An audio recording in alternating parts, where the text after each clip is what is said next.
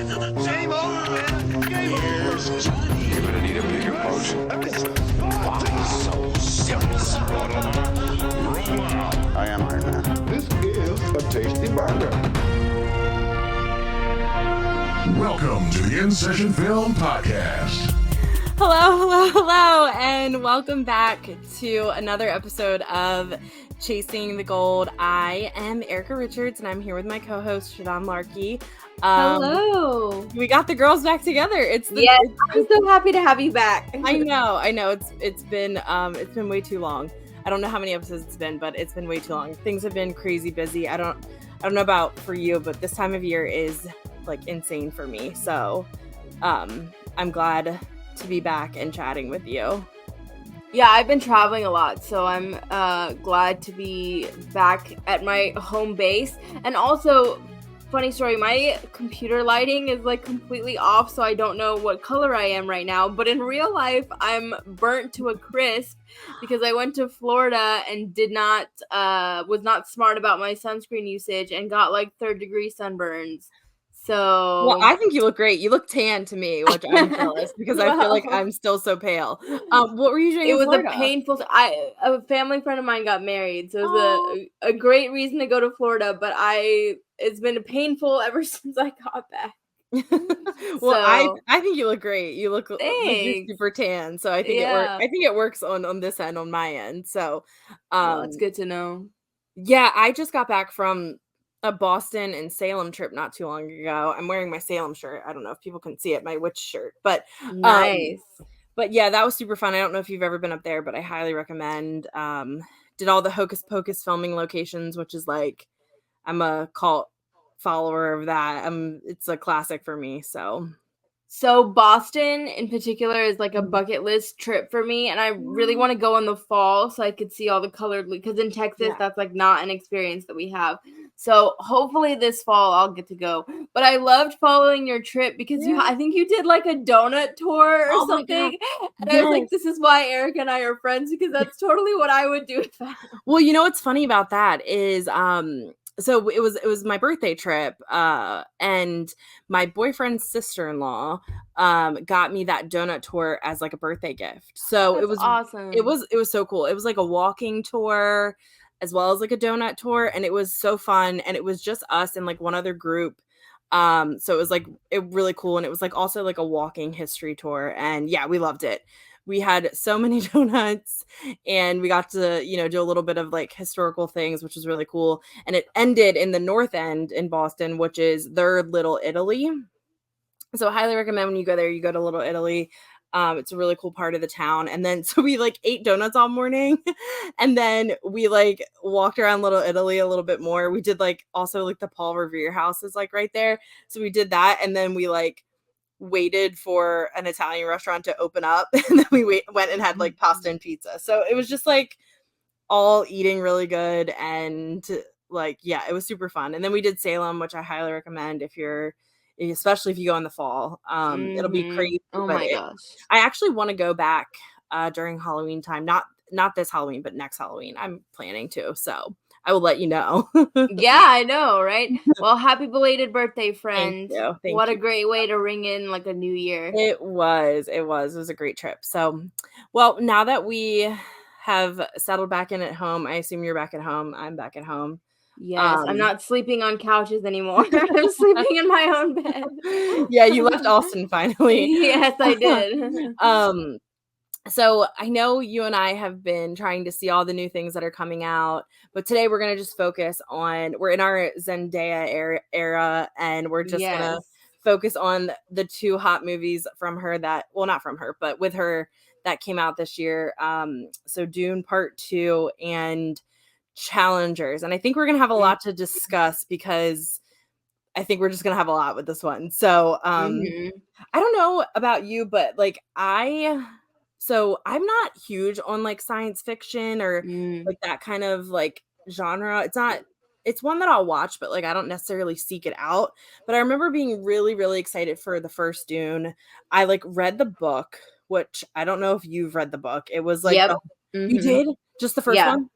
So yeah, it's so interesting because I watched the first movie and I read the book after, and I've only read the first one, but I'm so glad that I actually watched the movie before, because I feel like if I had read the book going in completely blind, I would have been so confused. And I think having that visual language like really helped make the book actually more enjoyable. So I may go, I think I'm gonna, what is the next one, Dune Messiah? I think I'm gonna at least read that one and then probably stop, because there's a lot. I'm not gonna go read all of them because it's too much. But Yeah. Honestly, like I read the first book before the movie. That was like my goal. I was like, I want to read it and finish it before I go into the movie. I'm not gonna lie, and I'm like a reader. Like I love to read. Same. I read like the first Game of Thrones book too. I didn't like keep going with it, but this book, Dune, like the first Dune, it was like the hardest read I've ever done. Like I really struggled through it. Like I don't know if it's just like my brain and like trying to comprehend the things or what, but like I struggled. Um but then once I saw the movie, I was like, "Oh yeah, like Yeah. going back, like I got some things." No, I don't disagree with you. Like I said, I think if I hadn't watched the movie first and didn't have like those cues, I probably would have given up on it, just because I was like, what's that? It's just too much, too many characters. Right. And it's just like crazy words that you're like, that I don't know if you've seen, I'm sure you've seen those like TikToks, Instagram reels or whatever, people like me reading my fiction like fantasy book. And it's like you're just like making up the names of people, like, because you're just like, I don't know what that word is. So Well, it's very we'll talk about the words, because that goes into a problem that I have with Dune in general. okay. But yeah. Yeah. So I struggled through that first one, but I love the movie. Like I was really blown away by it. I really enjoyed it. And I was excited for Dune Part 2, but for some reason I don't know why I didn't feel as excited as the first one. Like it took me a while to see it. Like not for any other reason other than like also convenience. Like it was just hard to get to the theater because I've been so busy. But I think I liked the second one more. I don't know. It was like I don't know if it just like also like got me into the story more. I don't know, but I really enjoyed it. So where are you at with it? So I think that I definitely liked Dune Part 2 more, just because even like in the book, more of the action happens in the second half, and that's what we get in Dune Part 2. So there's just more things that are happening. Like Part 1 is very much like establishing the world, and then I feel like everything happens kind of in Part 2. So it was definitely like a more enjoyable watch. My controversial opinion is I think the first Dune for me was like more visually interesting. Like I liked seeing Arrakis, I liked the costumes. But then part 2 was just more actiony and more plotty, so it was more interesting in that sense. Yeah, but wait, for part 2 though, what about like the new characters we're introduced to, like them in their costumes? Like I was just in awe of Florence Pugh. I mean, I'm obsessed with her. If you know me, I'm obsessed with her. But her costumes, I was like, oh my god, I want everything. Yeah, don't get me wrong. Like, I think the second part also looked really good, but there was just something about like regal Rebecca Ferguson in the first one that like completely blew me away. But no, I mean, I definitely liked part 2, and it's funny because I watched it. So I've seen it twice, and when I watched it the first time, I was like, I liked it. I don't think I'm gonna see it again. It is what it is. And then another friend of mine wanted to go see it when I was in Austin, and I went with her, and like I enjoyed it so much the second time because there's so many little things that you can like pick up on, and it was really entertaining upon rewatch, which is surprising given how long it is. But I don't know how you felt. It didn't feel long to me. I felt like it flowed, and I think that's always like a good sign of like a really well done film, that because you do see that screen time and you go into it and you're like, okay, like I'm gearing up for like a long one. And I just feel like, especially with these types of films, the way that it carries through, like, yeah, it didn't feel long at all to me. I thought, and I always gauge too, where it's like, oh, do I have to get up and go to the bathroom? You know what I mean? And then there's sometimes like that where I'm like, I didn't even think about the bathroom, definitely got up and went to the bathroom during Challengers though, but we'll get. Well, it's interesting with Dune because the big draw for me was always Denis Villeneuve, and so like he completely delivers. And I have thought about this a lot. I think if it was like under another director, I just wouldn't have cared for it as much. but there's just something about the way that he like handles the material and truly draws out the best parts of the book into the movie. Yeah. It's just so compelling, like the visual language. So yeah, as a Denis Villeneuve fangirl, Dune gave me everything I could possibly want. And to get into the performances, because there's been a lot of talk about like the performances in Dune, I was so impressed with Timothée Chalamet, because in the first one I kind of felt like, I don't know, he felt a little bit miscast to me, but I think they did such a great job of like showing his maturity. I don't know if they bulked him up, bulked up the costume, a little bit of both, but I think he really embodied the role much better in part 2. I agree. He seemed more confident as a character, but also as an actor. I agree. I felt like he was like way more commanding, and like you said, Yes, yeah. you could see the maturity. And again, I also don't know if it was just like if that was on purpose, maybe. I don't know. Like from the first one, like, him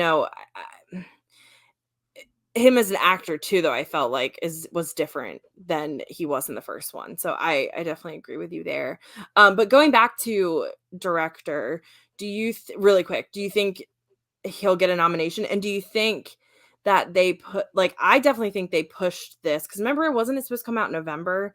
I think they definitely pushed it because they knew they had no shot this year at the Oscars because Oppenheimer was already Well, was it because of that or because of the like just the writer's strike and the actor strike, and they felt like it wasn't done in time? And also, I think you needed the power of Zendaya and Timothy to like really, and Austin, like that. You needed that to be able to promote it. Yeah. So yeah, whatever the reasoning was behind them pushing it, it was absolutely the right call, because it's like, I mean, people are still talking about it. And I think, obviously there's like genre bias galore with sci-fi, but I just really think like this is such an achievement, and Denis is so beloved by the Academy. Like he has a background there, a pedigree. So like if he misses, my God, like I don't think he'll miss. Yeah. Yeah. Maybe it was a combination of all the things. I just in my head I'm like, "Oh, they pushed this because by November it was already like I feel like Yeah. everything was already Well, a lot."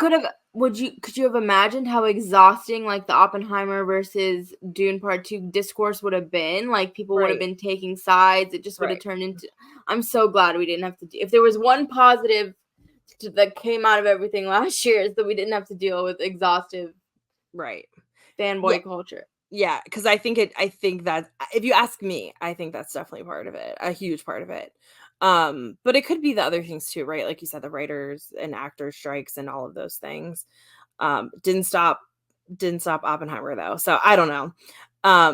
But I don't think he'll miss either. But yeah, so do you think Timothée Chalamet will get an acting nomination on I this? don't think any of the actors are going to show up. I know a lot of people are talking about Austin Butler, but like, can we talk about, yes, let Austin Butler play whatever freaky character he wants. Let him do whatever character actory thing he wants. I don't care. I'm seated. I love it. Like he is so like, it was just so weird, and like it made me crawl out of my skin, which is exactly the point.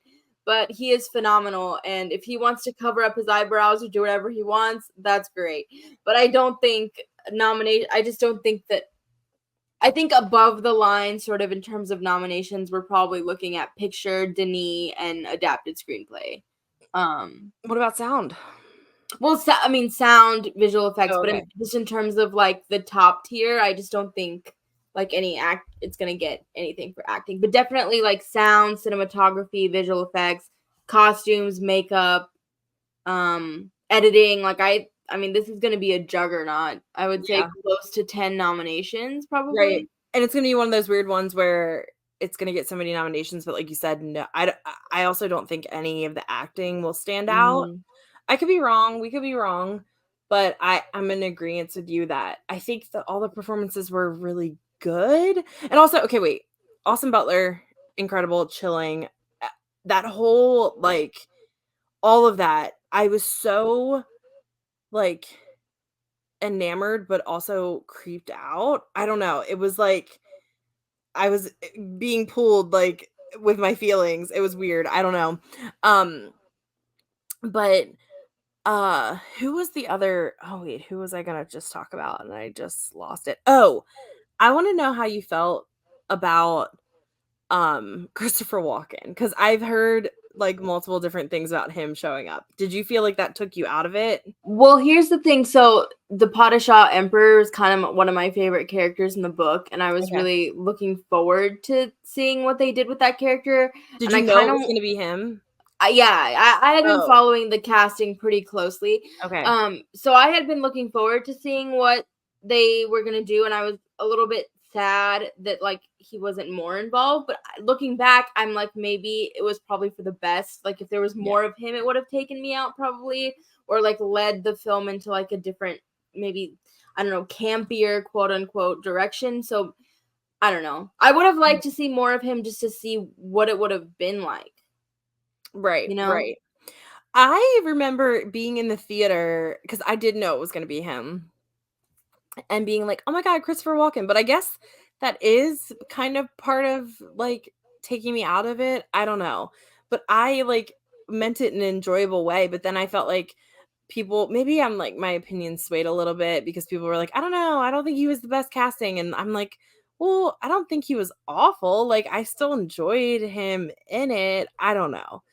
Um I think it was okay. Yeah, I thought there was gonna be more, like you said, a little bit more Mm. in that realm, but I don't know. And I just loved Florence Pugh. I think she's stunning always, and like her costumes were incredible, and I wanted more from her too, though. So Yeah, I think the decision that they made to kind of expand the female characters, because like even they give her more to do in the book, and then Ferguson's character, and then Chani Zendaya, like her role is expanded significantly. I think that was really smart. Um, And I think Florence Pugh, because she gave an interview where she talked about how Denis told her like you're not going to be a big part of Dune Part 2, but you're going to be a major player in Dune Messiah, and just kind of like trust me and come with me on this mm, journey. And she said mhm. yes because she loves Denis. So like Yeah. I'm interested to see where that character, or how she's going to embody that character like moving forward. And I think that's interesting because I think, like you said, like where it's like this, just like trust me, this is like a long process. It's a long story. Because I mean, remember, like in the first one, I felt like I left the theater and I was like, where was Zendaya? Like she was barely in it, right? yeah, it was the perfume. Her role in the first one was like a perfume ad, basically. Like Yes. look pretty in the desert. Yes, yeah, and she did. I mean, she Yeah. killed it. But yeah, and then the second one, I felt like she was like way more involved, which I loved. I love her character. Like, I just think she's this like little badass and, she's gonna kind of question things and I love that. Um, yeah, I felt like I wanted like it's funny because it did feel so much longer, but I was like, "Oh, I want more with these characters," you know? Mhm. Um, and that's saying something for like a movie with the runtime that it has, but I really enjoyed it. Who are some other secondary characters? I really liked Leia Sadu, and that the sort of subplot with her seducing Austin Butler. I'm assuming that Oh, yeah. spoiler alert, they have a daughter. I mean, well, it's actually in the movie that she's pregnant with the girl. So their child ends up playing a bigger role in the future of the series. So Hmm. I'm really interested to see what that where that goes. And one other thing that I wanted to mention is like the Anya Taylor-Joy of it all, Oh. because that was a big departure from the book, because in the book they show the sister as a child, Mm, and originally they had cast Brooklyn Prince to play like the younger version of the sister, and then they went in a different direction. But mm. I think what took me out of the movie was like the fetus, like showing the shots of the fetus like talking. Yeah, that I was just it was a little bit too weird, and I can handle my weird pretty well, but there's just right. It something. just seemed like it didn't quite fit. Mhm, Like, mhm. I get why they had to do it, but it was that thing where it was like, "Oh, this didn't quite fit." Right? Yeah, I was talking about it with my brother, and he was like, "Well, yeah, it would have been creepier if they would have shown like a adult in a child's body." And I'm like, "Yeah, like so maybe this was the best way Yeah. to show. I don't know, very strange." Um, but always happy to see Anya Taylor-Joy.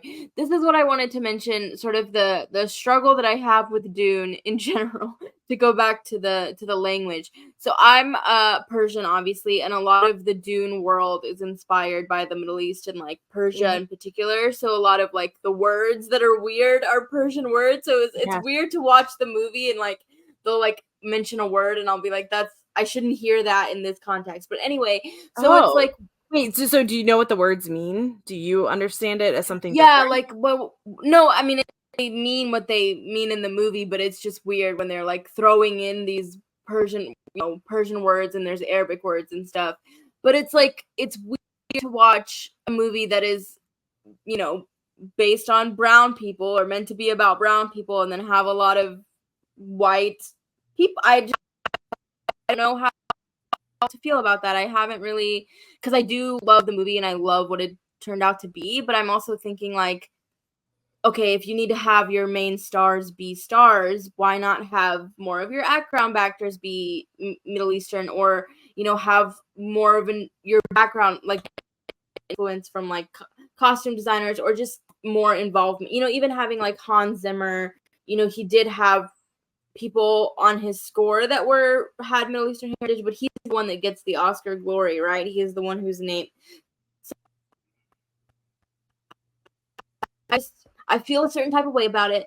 I haven't figured out, even all these months later, how I feel about it. It just makes me feel icky or uncomfortable at times. But I mean, that's the point of Dune, essentially, is that, these people, the Fremen, were being exploited for their resources. So I don't know. I don't know if you have any thoughts on that. It's just like I said, something that I'm wrestling with, and I would have hoped that maybe in the year 2024 we would have maybe told the story a bit differently, or maybe with like a little bit more diversity or involvement or sensitivity. I don't know. I hear you. I totally hear you. I'm wrestling with it. I'm wrestling. Yeah. I mean, I think, and I don't think that Dune stands alone in that. I think, right, there's a lot of other films that it's like, oh, well, the real like influence behind it wasn't clearly represented. And I think that says something. And yeah, like you said, I mean, in the year of 2024, we're still having to work on these things. So hopefully it'll just keep getting better in that realm. There was a lot of talk about that, like with Killers of the Flower Moon too. Like I feel like that was like been a hot topic in the past year too. Yeah. So but it's an interesting thing to watch, because part of me is like, should I be happy to see these influences in this big move, like on this big scale, or should I be, I don't, what I mean? Anyway, as you guys can see and hear, it's complex, and there's a lot of really great pieces that have been written by Middle Eastern writers. I highly encourage you guys to look into that. Roxana Hadidi, who's also a Persian film critic, wrote a really great piece about sort of Dune representation, and she's sort of wrestling with all these things as well. So it's something to look into and think about. And as we rewatch the movie heading into Oscar season, it's something interesting to consider. Yeah, definitely. Like you said, get out there, read those articles, and obviously, like you said, I think it's very conflicting, because it's like, one, it's like the story's being told and like there's representation in that, but then it's like, is it fully represented if we're not representing the people? So I know it's just like, it's like we're almost like kind of inching towards the line, but we're not fully there, right. And it's like, should I be happy that I've been given like a piece, or should I be wanting, it's like, are you supposed to just be happy with what we're given, or should we be pushing for more? Which, I mean, the answer is yes, but it's like, how do you reconcile those two? Always pushing for more, and hopefully like all these conversations around it will just push it further and further. So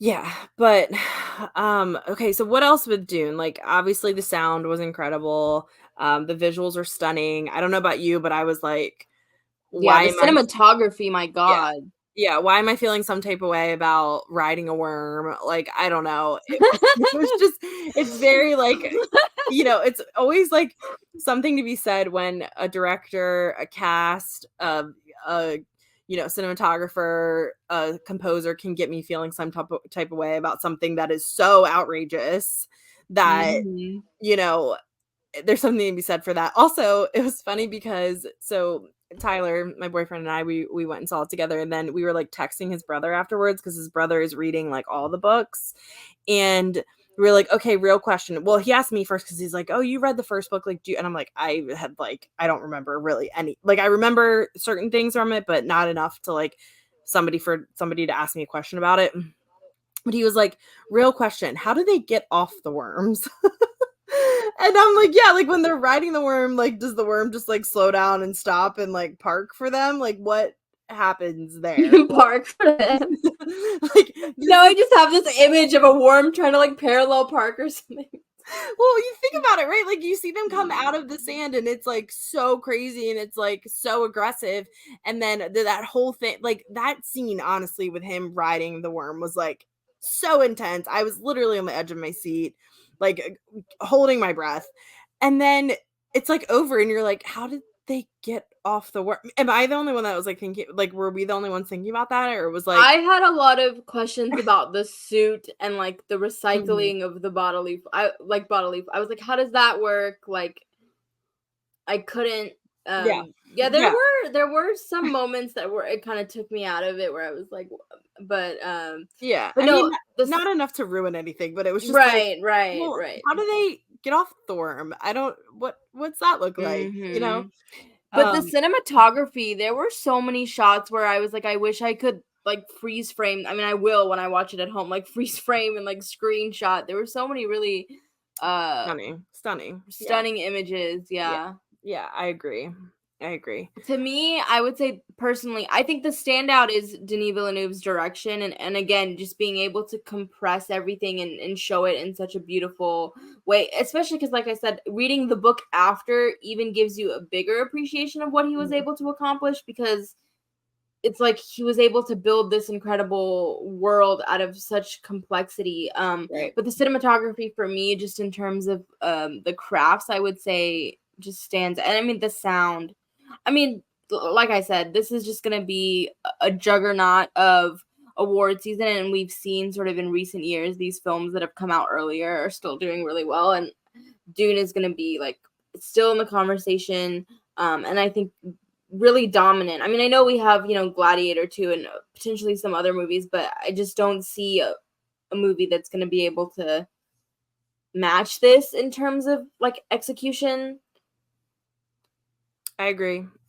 I think this is going to be one.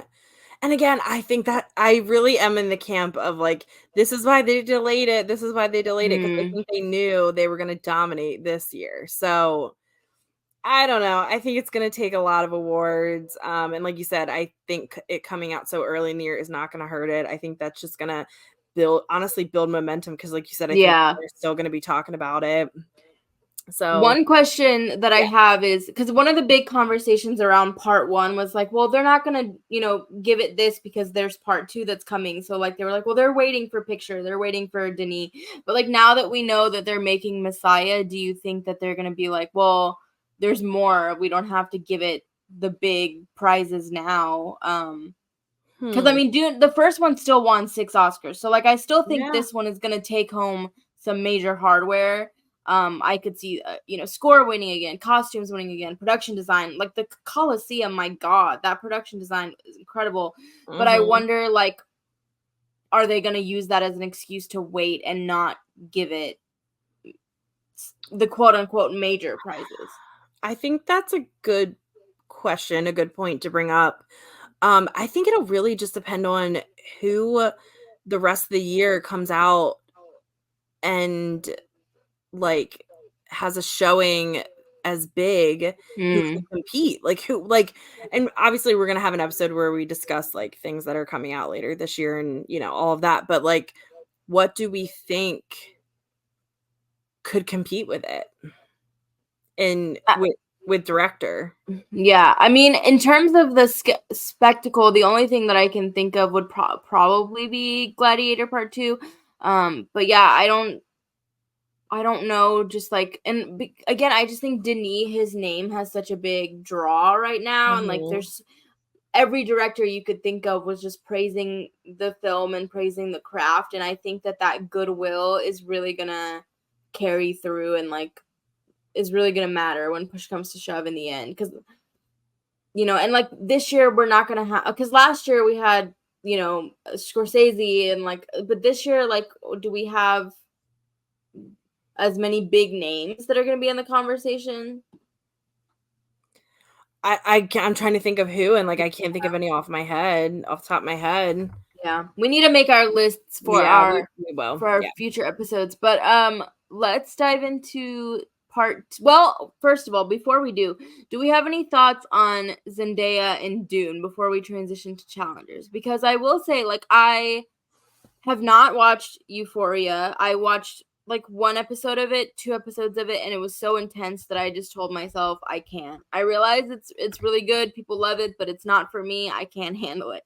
So I didn't have a ton of experience. Like, I had seen her in like the Spider-Man films, and I had seen her in Malcolm and Marie, which was supposed to be like an awardsy thing for her a couple years ago that didn't pan out. Yeah. But this was kind of my first introduction into like prestige Zendaya and more adultness of Zendaya, and like I think she's good in Dune. I don't think she's like amazing. Yeah. But that maybe is the material. I mean, what did you think? I love her character in Dune. I don't think this is winning her an award. No, I don't think it's definitely not going to be like awards baity for her. I think Dune 2 is going to be like a building block to the thing that eventually gets her like an award or turn. It's helping her transition into like prestige actress material, but this is not going to be, I agree. I totally understand where you're coming from with Euphoria. I'm someone who's seen all of Euphoria, and she is incredible in that. I think Euphoria is, like you said, I think intense is like the perfect word to describe Euphoria. And I think it's one that like you said, you can either like dive into it head first, or it's one that you're like, I'm maybe going to sit this one out. And she won an Emmy. She has 2 Emmys. Yeah. Yeah, she's fantastic in Euphoria. I really love her as this character in Dune, but I agree. I think it's because the scale of the film will add to like her scale of stardom. But I don't think this is going to put her on the map for an award. I think I agree with you that it down the line it'll be like, oh yeah, and she was in Dune, but I don't think this is one that's gonna like. I think the scale of the film, to your point, is the reason why none of the actors, because it's like it feels like they're like supporting characters to the world. Yes. And to the plot. Yes. So I feel like the bigness of it like drowns out the performers, I think. I think that's a perfect way to say it. I was trying to figure out how to say it, and I think you hit the nail on the head.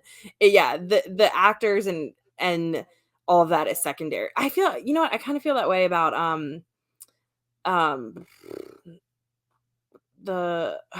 James Cameron's films. Avatar. Yes, Avatar. Whew, gosh, thank you. That's kind of how I feel about Avatar. I think and I don't necessarily feel this way about Dune, that the plot isn't as good. I think the plot is pretty decent in Dune, but I think it's all, like you said, it's all secondary to like the cinematography and the sound, and I think that's a perfect way to say it. It's just an addition to it. But since you're well versed in Euphoria, was there an aspect of like Zendaya as a performer that Dune allowed you to see that maybe Euphoria had not? Like, do you think she's like doing something different in Dune, or like? I think in Dune, definitely, like, this is probably the most obvious, is more of like action stuff, which I think we'll touch on too with challengers. Like in Euphoria, she does some physical acting, but it's different. Yeah, maybe that's like the only thing I can think of. Is Euphoria, okay, how do I say this? How alluring of a character is she in Euphoria? Well, in Euphoria, she's a really complicated character. Like she is Because I know she's dealing with like addiction and stuff, Yeah. but does it show her as like somebody who is like a more sexual being? No, definitely Okay. not. Because Definitely what not. surprised me about both Dune and Challengers is how like kind of alluring and captivating she is. Like I hadn't seen that side of her before. She's very charismatic in Euphoria, Mm. and she's also, like, the main character in Euphoria, so, like, you're kind of always, like, with her, if that makes sense. So you're like, she is your, like, person you're kind of, like, rooting for, but she just keeps messing up, and you're just like there's moments where she's infuriating, and there's moments where you feel really bad for her, and there's moments where you wanna shake her, and then there's moments that you're like, "Yes, you're doing really well," and, I'm along for you're kinda cheering for her. It's been a while since I watched Euphoria. I should probably do a rewatch, but no, definitely there's no, well, I mean, I would say, yeah, that it's very different the way she is in like the character she is in Euphoria versus this one in Dune versus Challengers. Like Challengers is definitely the highest one on that, where like she's Mm. using her sexuality. I wouldn't say that at all in Euphoria. All right, so let's dig into Challengers. Should I go Um, first or do you want to go first? I want you to go first because Okay. I have really. So I saw it yesterday. I'm still trying to like decide how I feel about it. I was really excited for this one, and I think it's not that I didn't like it, but I think I built it up in my head to be something that it didn't end up being, and Mm. I'm trying to like figure out how I feel about it. You go ahead. No, I totally understand that thing where it's like you're trying to marry like what you saw versus what you wanted it to be. Yeah. Yeah, so we're recording this on Sunday, April 28th. Peak Challengers hype. My entire Twitter feed is like Yep. Challengers memes, which is glorious. Yeah, I saw it on Wednesday. I mean, I really liked it. There are definitely things to critique, and we can get into that. But as a whole, I think what I will take away from it is just that I was like hypnotized by it. And even though the trailer gave away a lot, which I will also get into, I had a real issue with that. Yes. At the end of the day, I was still like, okay, what's gonna happen? I really didn't, I didn't know. I don't even know that much about tennis. I don't like sports movies, but just the fact that I was like watching the ball, like Yeah. says a lot. Yeah. And See, I and think it. I love Go sports ahead. movies, and I think that was like part of where I was disappointed, if I'm gonna be honest. Oh. But go ahead, keep going, sorry. Well, no, I was gonna say I think what I really enjoyed too is just the performances. My God, like Zendaya is great, but also the oh my God, Josh Josh O'Connor and Mike Feist. Is that Yeah, it? I think Feist is how you say Feist, it. yeah. Which I loved Mike Feist in West Side Story. I think Yes. he was probably controversially the best part of that remake for me, and I was really Yep. disappointed that he wasn't I a know, part of he that was so good. Oscar conversation. So I think what he does in Challengers is remarkable, and he does such a good job of like he's pathetic, but also there's like these like subtle moments where you do see how powerful he is, and like that he can command a court and like actually play really, really well. And I think the juxtaposition of that is really interesting. And then like Josh O'Connor is just so like, I don't know, he just has this, and I loved him in The Crown. I've loved him in everything that I've seen him in, but there's this like gravitational pull that he has in Challengers that is really interesting. He's very Um, charismatic, and mhm. charming in this like villain way. I don't know. Mhm. Yeah. Yeah, and I mean in Zendaya, like I said, I've always liked her. I've always been charmed by her, but there's again this like magnetism that she has. And I've never been a person who cares about whether or not I like my characters, but I just really didn't like her. But I also liked that I didn't like her, and I didn't Yep. know what she was gonna do, Yep. and I couldn't really figure out her motivations completely. I know. She was like so dominant, right? Like, and I love that about her. I love that she was like the strong athlete, like commanding presence. But I also really struggled too because I didn't understand her. I didn't like I don't know if it's that I understood her motivation and I didn't want it to be her motivation, and I don't know if it made me not like her because I didn't agree with her motivation. I don't know. It was really complicated for me. Yeah, and we're not gonna get into spoilers here, but I think like I mean tennis was like her number one above all else. Like that's what Yeah. she And prioritized and yeah. and And then I'm like, is she the tennis ball between the two of that? Like I was trying to like really like metaphorically think about it and like, you know, like there's this push and pull and I don't know. I'm still really obviously like I have complicated feelings about it. Well, let's get into what are the complications? What are the goods and the bads for you?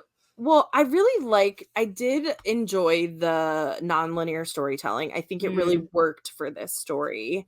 Although, can I say, I do think there were points, like a few points where it went back and forth where I was like, this is too much. Like, yeah. yeah, I mean, Yeah. I followed it. Like, it's fine. It was just, sometimes I was like, okay, like, we get it. Like, I agree. I think there was parts they could have used just like a cut and not so much like a timeline kind of edit.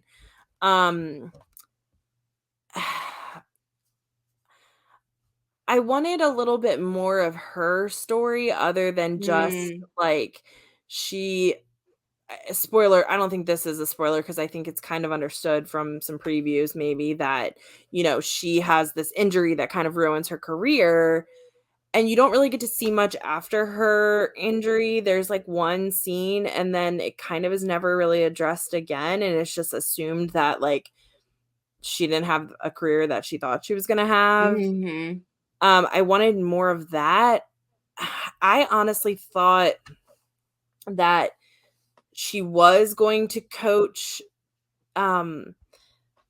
what's his face's O'Connor's character. I can't think of his name. Patrick. I thought like she was maybe going to coach them both, and I thought that could have added an element to it. I don't know how I feel about the camera work at the end. I feel like that was a little showy, and I'm not sure I the loved camera it. work at the end, I fully turned away from it because I knew that if I was gonna keep watching it, it would make me sick. So, like, if that's something that anyone watching, listening is sensitive to, be careful because it does get very It's a shaky. lot. It's a Yeah. lot. And I just also don't really understand the motivation for that. I mean, I can go full film school with that and be like, the camera's chaotic because the situation's chaotic, right? Like, but I didn't love the camera work because it just felt like it was there to be like showy and like. Well, can I ask you a film school question? Because this is Yeah. where I was like, if I was more educated about film, there was a lot of close-ups that I did not understand the purpose of. Did you feel that way? Like, Yeah, I knew at the end there was obviously going to be that close up of like the serve right, part, that right? completely made sense to me. But there was like a lot of close-ups of like the lotion bottle as she's putting it on, or just like product placement. I don't, there was like the close-up of like the Dunkin' bag or whatever. I don't I know. There's know. a lot of the lotion in particular. I don't know why, but there was so many close-ups of the lotion, and it like took me out of the film. Yeah, I'm like, what is like it kind of fell flat whatever he was trying to do with it. I just like again, I think I struggled with a lot of understanding motivation and always, right? Like usually when you're seeing things like that, you're like, okay, I need to remember this for a reason. Like I need to remember that lotion thing for a reason because it's going to come into play later, right? Like, and I do really I love the way they incorporated the serve part in. Like I thought that was the best part about it. I don't understand the motivation, Sean. Like I really don't, and that's where I'm struggling because. So, did you want more tennis? Do you think that Yes. would have? Yeah. Okay. Like, and like, I wanted more like character development out of all of them. Like I felt like they really fell short. I felt like the only character I really understood was Art. Like it was very clear he was in love with Tashi from the beginning. I understood his motivation completely. He just wanted to please her. And look, and I'm saying this as someone who, like, not everything has to be so cut and dry in a film. Like, you should leave a film sometimes, like, pawning at Right. things and, like, trying to figure things out. Mhm. But I don't have an answer for, because usually I can be like, well, I can see where this, and this, and, like, I don't even feel that way. Like, I felt like Tashi was, like, came off as this, like, confident athlete and then really ended up being really insecure because, she makes that comment of, like, well, it turns out the only skill I do have is hitting a ball with a racket. And it's like, okay, like, her. But Sorry. I don't like, I don't know. No, It's like, I think like this is such a I don't disagree with you at all. Like I think yeah, and I think now that I think about it, I think the movie wants us to think that she's more complex than she actually right, is. right, right. Because I would have liked to dive more into I would love a PR marketing movie person to explain to me why, and it's in the trailer that she injures her foot. Mhm, Like the mhm. trailer gives away that aspect of like she moves into coaching and then she ends up married to Art's character. And I would like to explain, I just don't understand why you would tell us that, because I think if I was watching this movie and I didn't know that she got injured and that injury scene happens, it would have completely like floored me. And there was again still a lot of scenes where I was Yep, completely invested and on the edge of my seat. yep, But like why did we need to know? What did that add to the experience of us knowing that? Because to right. me it took away a lot of it. And I'm really baffled by that decision because I I think I agree with you, and I think that's also why I kept just, like, waiting for something else to happen for another mm, shoe to drop, because I kept thinking, "This can't be it," because they already revealed so much of this. This can't be all this is. So maybe I was, like, yeah. kind of also expecting a little bit more, and again, I really tried to stay away from trailers. I don't think I ever actually saw the trailer where she hurts herself. I think I just assumed it. Mm. So, but also, like you said, her being married to Art, like, it's Because that very was clear. also given away. Like, Yeah, and I stay away from trailers too, but the Challengers trailer was literally in front of everywhere. Yeah. everywhere, and it was in front of Dune, so like I couldn't Oh, yep. Yes, I yes, yes. couldn't avoid it. And But you know yeah, what? I'm Okay, baffled. I'm gonna also say something here, because also this is a funny story that I just wanna tell you. So we're walking into the theater, and a theater worker was coming out of our theater right before we were walking in, and we were, like, there right at showtime. So I was expecting there to be, like, a ton of previews. This is a theater that we don't normally go to. And there really wasn't. Like, we sat down and, like, the movie started. Like, we saw Mm. the last trailer and the movie started, and I was like, "Oh," it was, like, less than 10 minutes after, like, the showtime. So, but anyway, so we're walking in, and the theater guy comes out.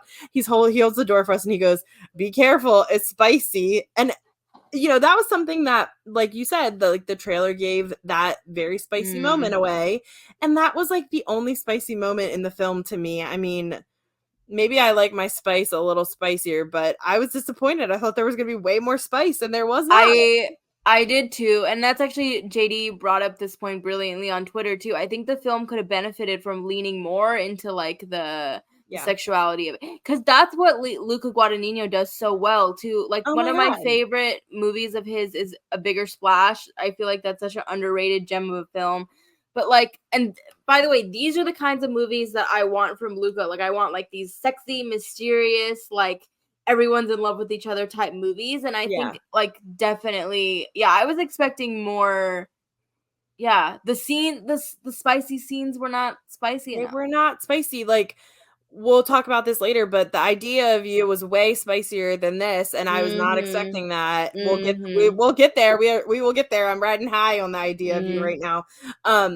But yeah, I think I was just disappointed. And then the spice, like, it was a lot of just, like, fade to black moments, like, nothing really Mm. happened. I don't know. And then there was moments too that I just felt like, the moment where um Tashi and Patrick go out in, like, the alleyway, and they're talking, and he The gives Applebee's? Or no, no, you're talking okay, never mind. You're talking about a different yeah, moment. so that Yeah. Patrick gives he's like, that's when he says, I want you to coach me. Mhm. And I thought, Mhm. oh, okay, this is where we're going. Like, she's going to coach him and it's going to be like this conflict. That's why she's so conflicted at Mm. the match, right? Because the big match is kind of like woven throughout the whole film, right? So I thought, okay, this is where it's going to get like even more complicated. But then she acts like, don't ever talk to me and my family. We never want to see you again. But then takes his number and she's like, I'm not going to Mhm. coach you. But then takes his number and I'm like, girl, you're going to do something stupid later on, which she did, right? Like, and I just thought like that was like kind of like a little dramatic. I don't know. Like, it just didn't work for me because I needed there to be more conflict other than just like they all have history Mm. and it's complicated because they all have history. Like welcome to life. Like that's what life is. Like I don't know. Mhm. I felt like it was like there was like something missing for me, and I don't. It was like I can't exactly put my finger on what it is. It was like a bunch of little things, right? Like I needed more tennis. I needed more sport. I needed more like character development out of all of them. Like it was like everything was just a little bit underdeveloped for me. And that's why overall I was disappointed. It's not that I didn't like it. It was like I loved the score. I loved some of the cinematography, not all of Mhm. it. But Mhm. it just like I left like disappointed. Um and I don't know what else to say other than I left like kind of like, meh, that didn't meet my expectations. And now I just kind of feel meh about it. So I completely agree with like everything. I think I would say if you're gonna watch this movie, watch it in theaters because I think that yes. adds a lot to the experience, and I think that's why I feel positive about it as a whole. Was I just Mhm. enjoyed the experience of sitting there and like ultimately, even though we do know a lot and more that we should know, we don't know what the end is gonna. And I was genuinely invested in like what are these three crazy people gonna do. Um, and yeah, I was like hypnotized by like the movie star sexual, even though the sensuality isn't even in the script as much as it should be. It's like in those performances, and they sort of just ooze. There's a scene with a churro that everyone is talking about that I don't want, but like I mean those moments were enough for me to push it into like I like this movie and I would Yeah. recommend it. There was some good Type, yeah, tension. There was some good yeah. tension, but I don't know. And I don't know if we want to say spoiler alert and talk about the end, but I want to know if you can tell me how you feel about the end without giving it away, please do. And then I'll try to tell you how I feel about the end without giving it away. Um, I was, I guess I was satisfied by it. Like Really? I think what did you? it's the athlete in me, I guess, that is just like Mm. Oh, that's you don't think that that's like what somebody would actually do in that situation? absolutely not. No, Mm. 1000% no. That's fair. It was funny because obviously my boyfriend went with me to see it. And this is one of those that like I didn't really want to tell him what it was about because like Mm. he hasn't really been following it. And I was just like, it's a tennis movie, like it's a sexy tennis movie, you know? And he's also like a former athlete, whatever. And we left and he was like, the game wasn't over kind of thing. Like he was just like, what how Mm. did the game end? Like how did the match end kind of thing. So I think I also felt disappointed in that because I feel like that wasn't like a for me, it wasn't a real ending. Like I Yeah, I mean, get I think what's that kind of happening. also goes back to our point or your excellent point about like not really knowing the motivations because we know that she's very motivated because she like doesn't come from money. So she's trying to like elevate herself and elevate her family. But like with the other two guys, especially Patrick, like he comes from a lot of money and Yeah, he's like choosing to go down this path. And to so please her. to please her. And so yeah, it was kind of like Well, and why yeah, I felt like Tashi also sorry, I didn't mean to cut you off, but I no, you're felt like fine. Tashi also was definitely living through him. Like because Mm, she didn't have her career, she had to have his. Do you know what I mean? Like right. she Yeah. had to make her career his career, if that makes sense, because she was never going to have that. And also like as a woman, like I've been an athlete my entire life, and like still in my mid 30s, I play competitive sports because I love it. And I always say like women, and this has been, of course, a lot of talk in media right now in the world because of, the Caitlin Clark of it all with basketball this season, just about how women's opportunities in sports are not the same. And I think it's really interesting too, for it being a sport, an individual sport like tennis, where a woman can excel and be very wealthy, right? Like look at the Williams sisters and the stardom and like the rank and the Prestige. prestige and dominance that those women Mhm. had. So I think it's interesting in that sense that being a woman athlete, she could have had that, but couldn't because of her injury. So like I understand that, like, and then it's like, did she go with him and marry him because she knew he could have the future? And was she really just that pissed at Patrick and didn't want to like figure things out with him? Like, I don't know. Again, like very complicated. Like, I think that's why Tashi is the character she is, because she doesn't even know, right? Like she's Yeah. kind of still trying to figure it out, and she's all over the place. I don't know. I think her main motivation is like tennis, and she wants to be like exactly. with the winner.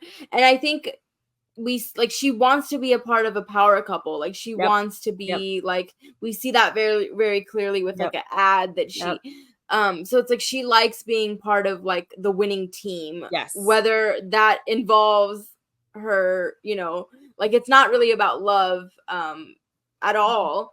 Right. So yeah.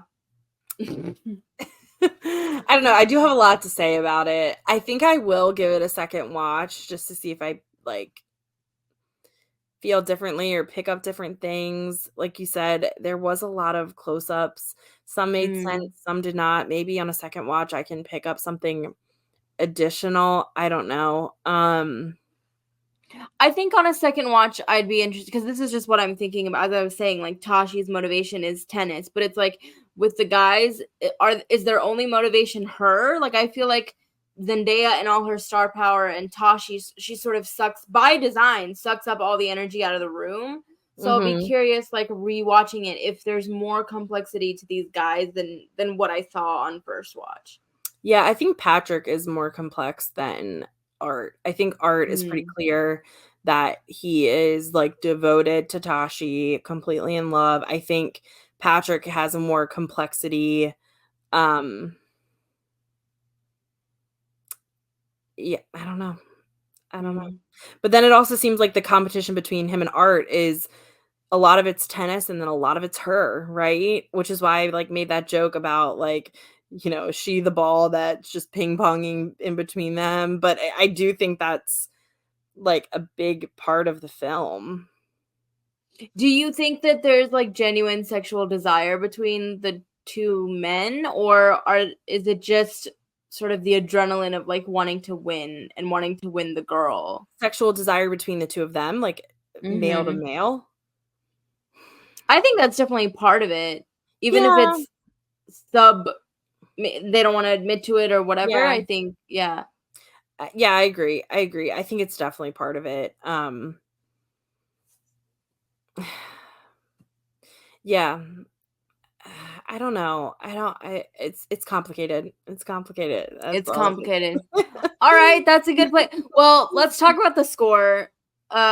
Yes. Oh my god. It is, when I tell you, okay, I say this, make this joke all the time or whatever, but this score should be studied in film score schools, of like how a good score elevates a material. Because if I was probably watching this movie without the score, it might go from like a 7 to like a 5. It's a completely different film without this score. It's a so hypnotic. It adds so much to the experience. It's like, I mean, my friend that came with me was like literally like dancing and like having her own little part. I mean, it is so good. I've been listening to it just on its own. It's phenomenal. If there's one early wish of this Oscar season I have, is that this score, Trent Reznor and Atticus Ross, does not get lost in the conversation, because I don't think it will. I think everyone's talking about the score right now. Like you said, it's hypnotic. I'm a huge fan of them because I'm such a fan of The Social Network, and that's one of Mhm. my all-time favorite films. It's also a score that I listen to all the time. I think I haven't yet, but I'm going to listen to this one on its own. Yeah, it's like it in itself is mesmerizing and hypnotic, and I think it totally makes honestly, I think it makes the film what it is. I don't think it's the same film without it. 1,000%, Yeah, 1,000%. yeah. I don't think that that's a hyperbolic statement. Um, and it's again, I talk about this a lot. I think because Luca has a previous sort of Oscar pedigree as well as Reznor and Ross, like I think that is gonna hopefully kind of help keep this movie in the conversation, even if Yeah. we if we categorize the movie as like this like erotic adult thriller, fine, whatever. But I think like having these heavyweight names behind it is gonna help it sort of stay top of mind for voters, I think. I But agree. I think it's definitely in the conversation. It's too good not to be. mm. Right? But outside of the score, do you think, I mean, in a perfect world, honestly, I'd nominate Mike Feist. I just think he's remarkable. I think he Yeah. does a lot with, I don't know, I just keep thinking of his facial expressions, especially like with Tosh. Like there's just, like I said, there's just like this pathetic, like sad puppy Yeah. dog vibe, but he elevates it. And then Josh Again, O'Connor, he's the yeah. only character that I felt any type of like, oh, I like this person. Mm, Like you said, it's hard because you want to like your characters, you want to like your, core people, like who you think are your protagonists, right? And he was the only one I felt any type of like empathy for, even a little mm, bit. Because like you said, you can even see, I thought they did a really good job with him, like in the beginning, like I think pathetic is the perfect word because you don't really know as much about them at like in their relationship yet, and you can see it where you're just like, he's over something. He's either over tennis or he's over Tashi, but I don't know which one yet, right? mm, And I think they do a really good job with him in the beginning showing that. Um and even as it develops, right? Like he becomes, I think he has like the most growth too, mm, which makes him more likable. Yeah, yeah, he is really good in it, and I think too, like you were talking about facial expressions. For me, it was the one with with the serve at the end. Well, mhm, mhm. that his body language, his physical acting there was like superb. So And I think, I mean, I don't think the nomination for Mike Weiss is going to happen in a no, perfect world, but yeah, I think all those reasons why that you just listed are probably the reasons why this is not going to be a Oscar nomination for Zendaya, because I don't think the growth is there. And as much as mm-mm. I hate that I have to say this, but like when female characters are unlikable, that's like creates like an even bigger burden for them to have to overcome. Mhm. And so I think that might turn a lot of people off unfairly. And so yeah, I love that she's having this big year, and just I mean her stardom is to a level. I was thinking about this, like I can't think of, I mean maybe Jennifer Lawrence or Emma Stone, but like the last time that somebody had this much of like a moment where they like, Mhm. and she arrived a long time ago, but you know what I mean? It just feels like she's Yeah, like at the precipice of something really interesting and incredible with her career and like working with really interesting people. But I don't think yeah. that either of these two movies are going to be, if we're talking solely Oscars, I just don't think that either of these two movies are it. I agree, and I think Zendaya, the person, is so likable and charming Mm, and all of those things, right? That you're like, I want to see her succeed in every way. It makes it interesting for, like, this when she's playing a character that isn't very likable, you know? We left the theater and Tyler was just like, "These were terrible people, like, those characters were terrible people," and I'm like, "Yeah, like, they did a." mhm. Well, like, that says something about their acting abilities, right? Like, Yeah. I always think when, like, a character can make you feel anything, that says something, right? Um, and I just think, yeah, she's so charismatic as a person, and like you said, she's, like, totally a star, and she's so beautiful on screen no matter what, and that says something about stardom too, is that like she can, like, I also was thinking like, how are they going to do this in the film, showing them from high school to like mid 30s range, and like I thought they did a really good job just by like their outfits and the length of all their hair had changed, like, and it did really age them well without really aging them at all, right? But it did, like, the costumes and, you know, the backwards hat and the fluffy hair on the guys, and Zendaya's long hair and then her short hair as she's like a mom and in her 30s. Like, I really loved that aspect of it, and I feel like it was such a like something that could easily been overlooked. I really enjoyed that in the film, honestly. I was like, oh god, they did a really good job with like Even the way they carry themselves like Yeah. adds to the maturity and also Yeah. tells you a lot about, because kind of like going back to the patheticness of it, like the Josh character, Yeah. Patrick. I should say character names. Patrick. So Yeah.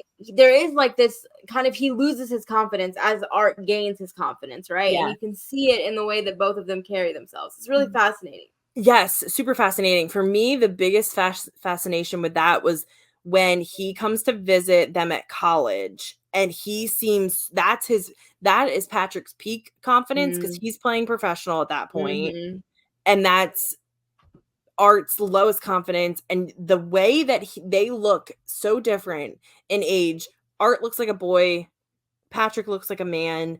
They are so opposite in that moment, and that's where I feel like they crossed that line and then they went opposite ways, you know? Like, it feels like Art went up in his confidence, Patrick declined, and it really changed, like, the trajectory of their paths, I think. Yeah. Yeah. So but outside of the score, I mean, do you see anything sort of breaking through? Cinematography or costumes? Maybe cinematography. I don't love it for that, but I could see where it could maybe get a nomination there. I think definitely score. I think that would be one of those ones that's like, maybe come Oscar time, you know, Oscar season, we're talking about nominations. It might just be like, well, Challengers is going to be that weird one where it's just like they only get score. Sole nominee. Yeah, yeah. I can see that. I could see that happening. I could definitely see that happening. All right. So as we wrap up our episode that already went hella long, there's a big pop culture thing that we need to discuss ever so briefly, or not so briefly if you want. Erica, hit him with your swiftiness. The Tortured Poets Department. I obviously have been listening on repeat. I am old, so I didn't stay up for the midnight release.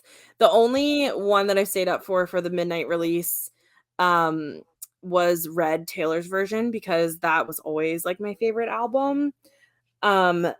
I knew in my heart of hearts that this was going to be a double album. Did you? No. How did you picked up on the clues? 100%. Every time she was doing like, there was two for a reason. I was like, she's going to hit us with, this is going to be some. I thought maybe, you know what also crossed my mind? That this wasn't a double album, but it was a double release, that she was going to maybe release this and Reputation at the same time, Reputation Taylor's version at the same time. I mean, I'm like totally a Swiftie loyalist, and so I just love anything she does, and I'm just mesmerized by anything and everything she does.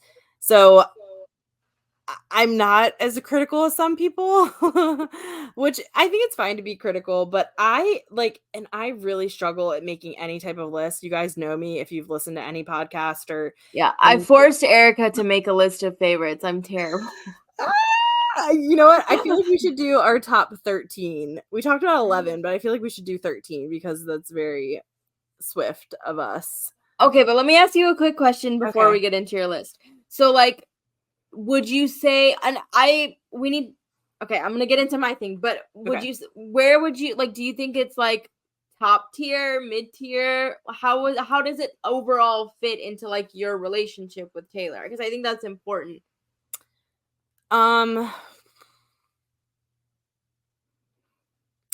I think a lot of this album is genius. I do. I don't think all of it is genius. So I guess mid, maybe high. I was thinking about like what are my top 5 albums, which is really hard for me. Really hard for me. That's my new goal for this podcast is to torture Erica and make her write a list. Like make a list every episode. I'm so bad at lists because I'm so indecisive and I also love so many things. And I also feel like if somehow I make a list, people are gonna come back and be like, well, that one time you said this was at this, and who's doing that? No one's gonna do that to me. But in my head, it's like if I'm making a list, I'm definitively saying like this is it for me and that it can't change. And like you go through phases with songs where yeah. You know what I mean? So songs and movies, right? Like there's times where like God, during COVID I was watching like The Social Network every day. It was like an illness almost. Oh my God. You were not kidding. You said you like The Social Network. It's so good. It's so good. It was like I was like studying it almost. Oh, Shadan, this is so hard. The thing about so I'm definitely like and none of this is gonna be in order for me, by the way. Like, I'm definitely like a Red Taylor's version, like obsessed. 1989 Taylor's version, obsessed. I'm a Folklore and Evermore girly forever. Like, same, obsessed, like obsessed. And I think a lot of this album and also like I love Reputation. Those are probably my tops if I had to, right? Gun to my head. And I think this album reminds me of so many of those albums. If that makes sense. Like it's very self-referential. There's a lot of references to earlier Taylor stuff in here. Yeah, sure. And like I love this album because a lot of it's very serious. A lot of it is like making fun of herself. A lot of it's really self-aware stuff. Like, and I love that a lot of it sounds like, oh, this could be a song. This could be on Red like album. This could be on Folklore Evermore. And I love that. Like, I love that. So I feel like I love this one because I feel like it's so like encompassing of like a lot of her work. And I love it. There's so much good stuff. I'll tell you, and if you guys are interested, we can do a whole episode on Taylor because I have a lot to say. But for the interest of time, I'll keep it brief. I think I am more critical than you are. Obviously, and everyone. So I did stay up for the midnight thing, which was crazy because I listened to the first like 15 or 16 songs, and then I was like, I noticed that my Spotify was scrolling still for some reason, and I like didn't understand what was happening, and then I went on That's Twitter. So exciting, though. That's so exciting. Freaking out. So that was a whole experience too, because at that point I was several glasses of wine deep into it, and I was like, what's happening? But it is an album that has grown on me significantly just through like second and third listen. So I understand where you're coming from because I think the more I analyze it, I will like it better, which tends to be my relationship with all of Taylor's music, weirdly enough. Like I think when I take it at face value, I'm like, and then I start to think, you gotta sit with it. You gotta read the lyrics. You gotta get in. I think what I'm struggling with is it's just so hard to divorce Taylor as a musician from her personal life. And I think if it was like another musician and I didn't understand so much of what she was writing about, I would like it better. Okay. I just think like the way that she like writes about particularly like her Joe relationship, kind of maybe the depression or like maybe she was pining for somebody else, it made me feel a certain type of way. I don't know. Wait, how did it make you feel? Did it make you feel like icky? Like really? if she's saying that like his depression was like a major, or just the idea of like being fresh out the slammer, like nobody forced you, like, you know, you could have, again, we don't know. This is getting into parasocial territory. I fully understand that.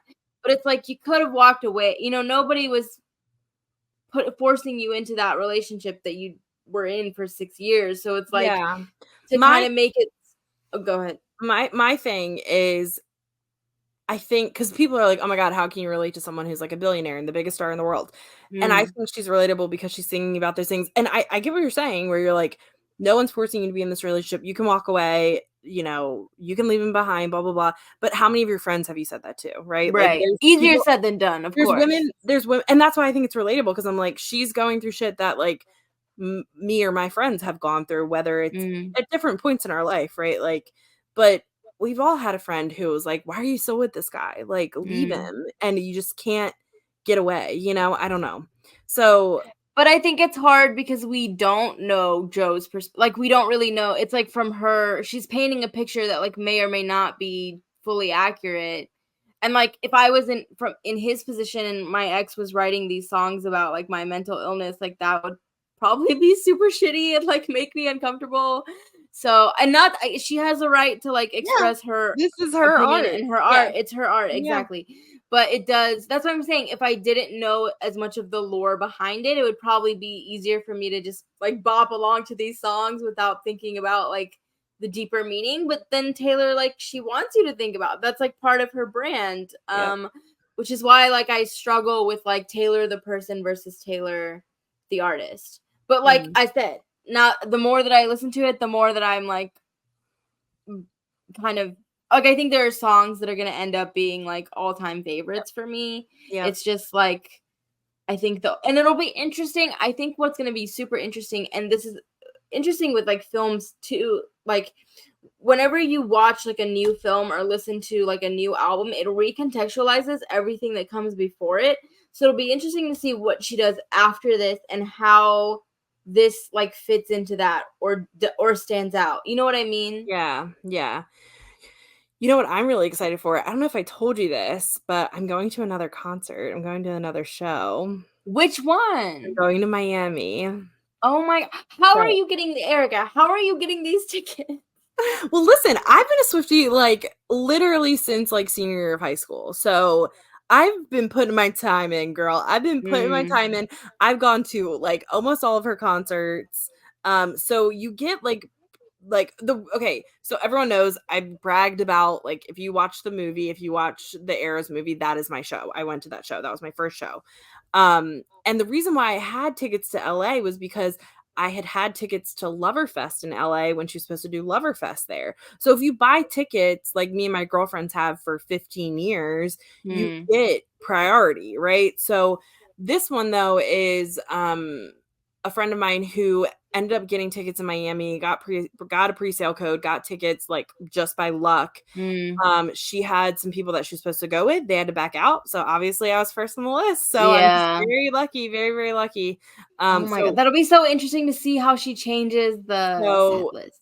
Paris is coming, you know, she's been on like a little hiatus, and the Paris shows are in like a couple weeks. And so like everyone has seen the video that has come out that looks like there's like a Tortured Poets Department like set design that she's been like practicing on. I think she definitely adds it to the set list. What gets it? Is it in addition to the set list, or is it taking something else away? I don't know, but I know in October I'll be seeing it. So, oh my God, I'm very lucky. I know. Well, I'll be excited to know like your experience, but then also how it compares to like your first show. You know? Yeah, we'll definitely discuss when it comes around. Yeah, get into your favorites, and also if there's a particular song that you want to see her perform for the album that you think would be fun. Oh God, all of them. Okay, I'm gonna just go through, and this will be a list because I'm listing them out, but this is not in order. Let me say that. This is not in order. Okay, oh my God, 1, 2, 3, 4. Do you want me to go first? Yeah, and then you can yell at me. Okay, I'm gonna pull out my Spotify, guys. Okay, yeah, that's what I'm on right now. Do you have a preference for like the original or the anthology? Well, see, I only like you said, you listen to it like as a set. I've only ever listened to it as one whole album. So to me, It's 2 albums, but to me, it's all one Mm. big album. So Okay, Fortnite I like. love I also Fortnite. really like My Boy Only Breaks His Favorite Toys. Yes, Down Bad is good. So Long London, probably one of my favorites. Even yes, though it hurts to listen to, it hurts, it really does, but I I really know. like that song. But Daddy I Love Him, I can't stop listening to it. That's probably the one that I've listened to the most. I don't know Obsessed. what it is about that song, For but I me, it's for can't me, the stop. one I can't stop listening to right now is The Alchemy. I can't stop. I can't That's on. stop. I I love can't that stop. one. What else? Guilty as Sin. I really like. Love It, it. it makes me feel icky. There's something about writing about fantasizing about somebody when you're in a relationship with somebody else. Icky, but can I stop listening to it? No. So, what does that say about me? Um. It says you have good taste. It says you have I good taste. mean, Don't worry. listen, we're all complicated. You can have multiple emotions about the same thing going on in your head at the same time. Who's Afraid of Little Old Me is growing on me a Love lot. it. Like at first I was like, but yeah. And then Love of My Life, Loss of My Life. I think that is such a clever song. Oh, The concept of that is so interesting. so good. Um, I Can Do It With a Broken Heart. That's a bop. That is one that she has to do at the concert. She she's has gonna do that. I mean, she needs because she needs something high energy. Which like I don't know how I feel about the song as a whole, but the part of the song where she's like she's like hyping herself up. I'm like, that's my new like self-hype thing that I tell I myself love, in the and mirror. I'm not a big fan of talking in songs, but when she goes, and I'm miserable and nobody even knows. It's so Yeah. funny. Like, and Or that's the she's thing is I love these moments in this album where she's so self-aware and she's like poking fun at herself. She also does it in um uh but Daddy I Love Him when she's like, and I'm having his baby. No, I'm not, but you should see your faces. I'm like, this bitch knows us. Like she has our number. She knows I'm us. so torn on that particular line because I sometimes love I'll listen it. to the song and I love it, and then other times it like takes me out of the song. I keep Yeah, going I back get and it. No, forth. I I get don't that. I get know. that. Okay, How Did It End? I love. That's probably gonna Okay. be like one of my all-time favorite Taylor Okay. tracks. The Alchemy, I really like. The Albatross, I really like. I feel Yep. like not enough people are talking about how good that song is. Yep. I also really like I Look in People's Windows. I love that one. I And love it. It's so it's good. a sneaky one because it's I also feel like it kind of with it being further down on the album, it kind of gets, overlooked. A little Can bit I tell lost. you what is the sneaky one that I was obsessed with right now? Because it Which one? sounds so, and I was talking about this earlier, it sounds like it could be on Folklore or Evermore, is I Hate It Here. I need to listen to that one again because I feel like I've only listened to it once and I was like, Oh, but I need to give it another shot. This is why I wanted to do this because I it's wanted so to good. know. It's so good. And I'm gonna get you back is good. Oh, see, the Black Dog is good. The Alchemy, The Smallest Man Black Who Dog Ever is good. Lived. I Can Fix Him. No, really, I can. I mean, I'm honestly just listing everything off at this point. Thank you, Amy. Thank you, Amy is some of her best, like, clever work, which I love. Wild. I love a clever Wild. Taylor. So High School. How have we not said So High School yet? That song makes me feel like I am twirling around in my high school bedroom, like. But see, this is what I'm saying. Whenever I listen to that song, all I can think of a picture is like Travis Kelce and his Yeah, boys playing Grand Theft Auto. But if you're Travis Kelce and she has released multiple songs with like multiple albums about Joe Alwyn, beautiful lyrics, she's released this album clearly very inspired by Maddie Healy. And then you get a song called So High School. Does that not trigger something in your brain of like even a little bit of concern? in Travis Kelce's brain, absolutely Yeah. not. Absolutely not. He does not care. Any other man though would be like, this is the song that I get. No, I think I think he's like, this is the song I get. I hope everybody watches this on YouTube just so you could see Erica's face. And the Alchemy is him too. That's about him. That's about Travis. Maybe. Touchdown. Well, I feel like maybe she retroactively changed some stuff to also make that. I think it's definitely about him. Okay, I need you to re-listen to I Hate It Here. I love the Black Dog. I like Clarabelle, but I'm not as big on it as everyone else is. I'll come around to it. It's not that I don't like I it. like how clever it is. I Very appreciate what good. she does. It's Yeah, very good. I mean, that's where again, like I think something like that kind of reminds me of now one of my all-time favorite songs is The Last Great American Dynasty. And I'm obsessed with that yes. song for many reasons. One of the reasons is because it tells such a good story. And I think I also love when she does storytelling in a song. And it's a great example of it. I just have listed every song at this point. I mean, I don't know. If I had to like say if there was one song on this album that I would skip, and I feel like I think a lot of people have been agreeing with this, is Florida. Not that I don't like it. I just think it has its time and place, and I'm not always wanting to listen to it, if that makes sense. Like, I don't love it. There's certain like moments in Florida and Yeah. certain line deliveries that I really like, particularly the way she says timeshare and destined. It's like interesting, but there's something about the production that feels a little off. Yeah, it just I Yeah. can't find its place in this album. Like, there's been times where I've listened to it and I'm like, okay, I can jam out to this, and then there's times where it like comes on the shuffle and I'm like, I'm not, nope, gonna skip it. And that like I'm like, I don't really skip Taylor songs. There's only one other song of hers that I really ever skip. Name names, Erica Richards. Name Stay, names. Stay. I will name that one all day, every day. Stay, Wait, Stay, which Stay. one? Oh, Stay, Stay, Stay. Okay, And I need to re-listen to that one too. It's very like, I don't like it. I don't like it.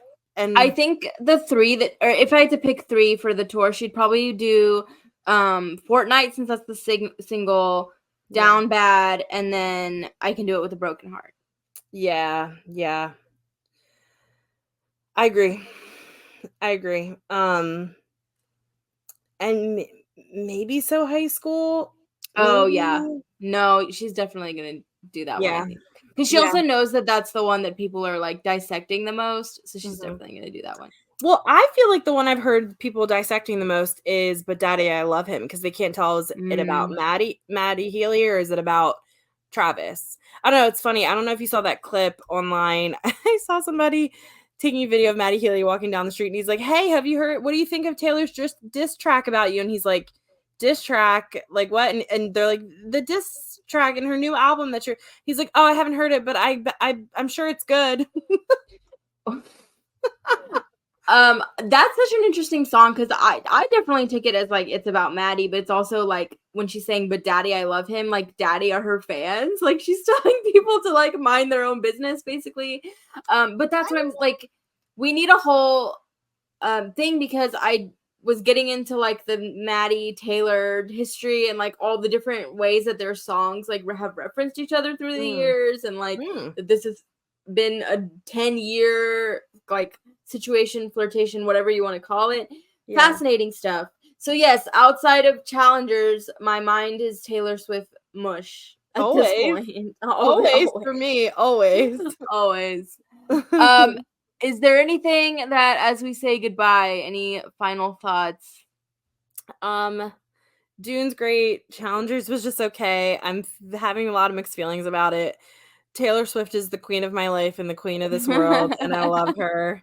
And I just adore her and anything she does. I'm a loyalist. She's my girl. So yeah, a lot more to come from Chasing the Gold. I'm excited for more episodes we have planned, and for people to chime, we always ask people to chime in with your Taylor Swift thoughts. We know everyone has them, so yes, yeah, love them or hate. I actually would love to know, what are your favorite Taylor deep cuts? What are your favorite, like anything Taylor Swift? I would say Dune 2, masterpiece. I'm actually very excited to talk about this movie all season long. Challengers, solid, interesting. Yeah.